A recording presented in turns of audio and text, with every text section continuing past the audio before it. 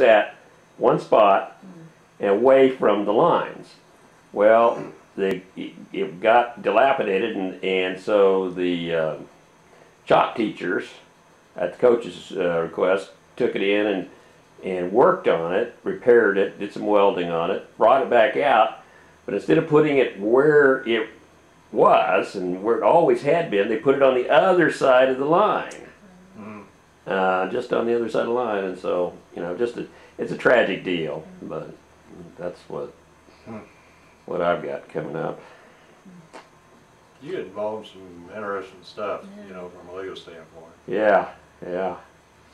Did I tell you about the one of the good ones, and it's a couple years old now, but out of Pratt police officer, former police officer now. I was representing him in the city. He of course was married, but he'd go into that quick shop, convenience store, as the little clerk there. They'd flirt with each other and tell jokes and flirt. Well, one day he decides to go by her place, and see, how was it? Says, well, when they were this back and forth, they were flirting. She'd always say, "Well, spank me, just spank me," you know, just.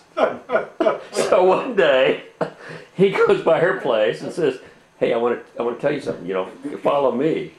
So she follows him out in the car, and they go out on the edge of town, or some church parking lot.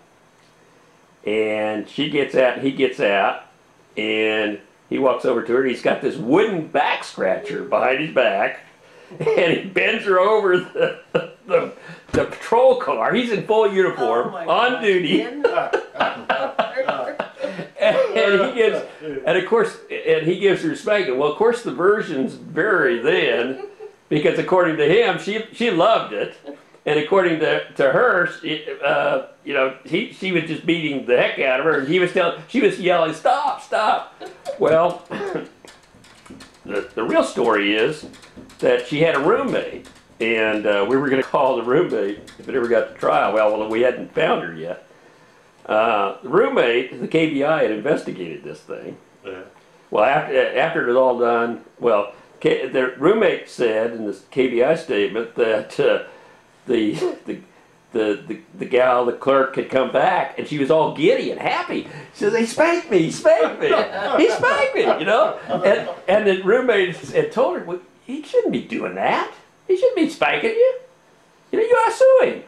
And so about a month later, the lawsuits comes, and they filed in federal court, and they're alleging unlawful seizure, unlawful arrest, unlawful cruel and unusual punishment, all these federal constitutional claims. There's a little battery case, and we took.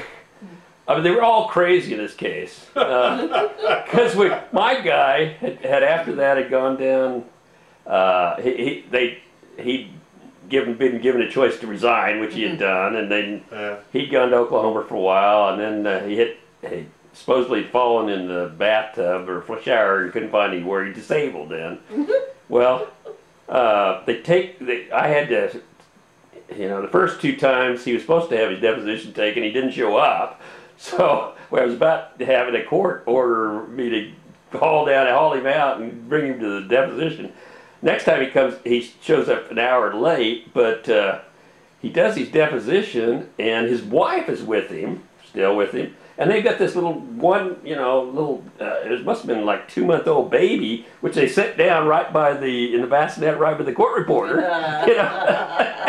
And the guy's testifying, and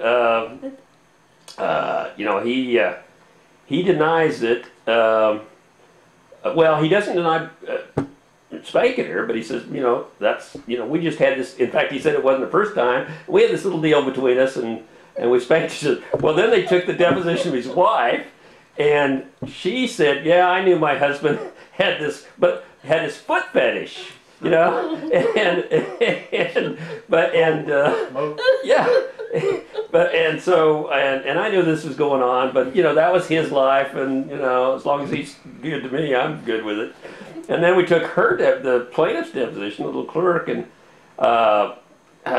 she had told some kind of psychologist that they brought in that this guy had actually raped her. He didn't. She didn't tell him that he'd spanked her. And so the psychologist had come in with a post-traumatic stress disorder big deal. So it was just a crazy case. And yeah, my spanking case. Everybody just laughs when I talk about my spanking. I bet. How'd you guys keep a straight face? Oh, it was tough. It was tough. I mean, all the attorneys were looking at each other and saying, "What is that? We can't believe this. Everybody's crazy." Hey, Christmas, I guess. Yeah. Well, the Inman chief of police is in the news today or yesterday. Really, I haven't seen what happened. I think it was it indecent liberties or? Yeah, he's got about 12 counts of indecent liberties and 1 count of rape, 14-year-old girl. Oh man. Yeah. They went in and arrested him yesterday. He's in McPherson County Jail now. Hmm. Now, are you completely retired, or you do any sheriffing on the side, or? Yeah. 06 or 03, 6 years. Okay. And where are you heading now? Did you say you were going? Wisconsin. Wisconsin. Okay. I'm going up, Pat, being a TV show. Huh? Leaving Saturday. Back in May, or June, I guess it was, I was asked to be in a television show about ice fishing. A thing called Keys Outdoors. And so I'm going to Wisconsin. Okay. Gonna fish for trout and salmon up there on Lake Michigan. Wow. I'll be up there for about 3 days. And then come back next week, Friday, I think, or Thursday. Next Thursday. Are you flying up or are you driving? No, I'm going to drive. Hmm. But kind of looking forward to that. They've been catching some big fish. Anywhere from 10 to, well, they got one 30 pounds now. So it's something I've never caught any that big. So looking forward to that. Giving that a try. You've ice fished before? Oh yeah, some. Much as I can. But it's 10-inch crappie and a few channel cat. I did go out on the lake with him one time. You did the ice fish? Yes, and that was the creepiest feeling. You'd walk on that ice and it would give, and Was that Lake Perry? Yeah, I couldn't take that. I had to go back to the shore. I'm sure it was thick, but it just, you could hear it. Yeah. Oh yeah. It moves all the time. Yeah. Wind and current. Last time I went ice fishing was up on Mead Lake. Oh, did you? And everybody was catching fish, good fish and everything. And luckily I didn't get over my limit. If the guys get over their limit, that time. and they give fish to somebody else. Well, unbeknownst to them, the game warden was up on the bridge with binoculars taking pictures and all. And he comes down, he rests. Oh, much guy.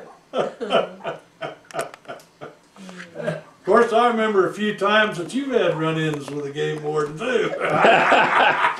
Only one time I run into a game warden. Well, I know better than that.